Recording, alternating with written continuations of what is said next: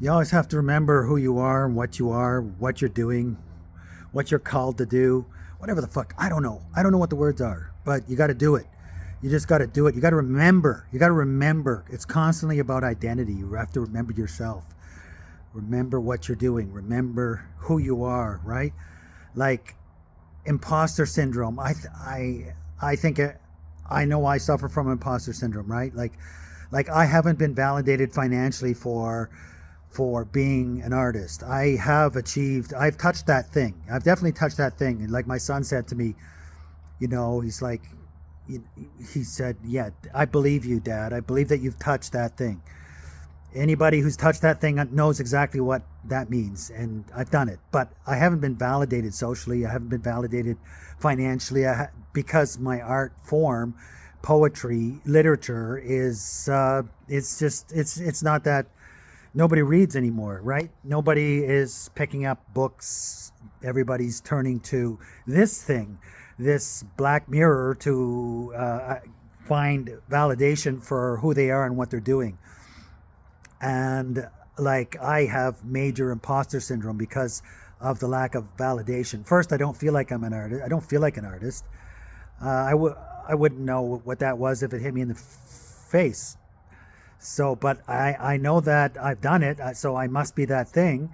So, okay, then I'm that thing, but nobody in my life cares or validates me, or it doesn't give me any purchase in anybody's life in any significant way. It's basically a non starter. Nobody gives a shit. I can't exchange it for anything because I've got nothing valuable that anybody wants. So it's instead of it being you know, excuse me, instead of it building my identity, it erodes my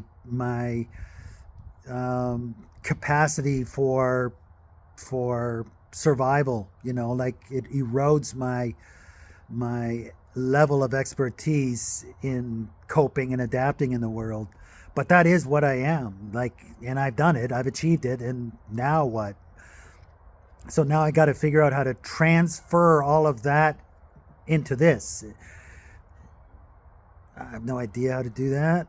I don't even know that I want to do that. It's not really my art form, but here I am. I'm going to do it, and I'm not being validated in this medium either because the ladder has been pulled up. The heyday of YouTube 2010s is gone, and now there's all those you know alternative, so-called alternative big stars, which the big channels, which I think the mysterious they use to actually demoralize us, because the threat isn't the ones that they allow up to express themselves as icons of the freedom of expression. They actually, I think that demoralizes the base, the billions of us that never rise to anything significant. They are quite capable of using the liberty and the freedom of the few to demoralize all of us, the majority of us, because the exceptions aren't the threat.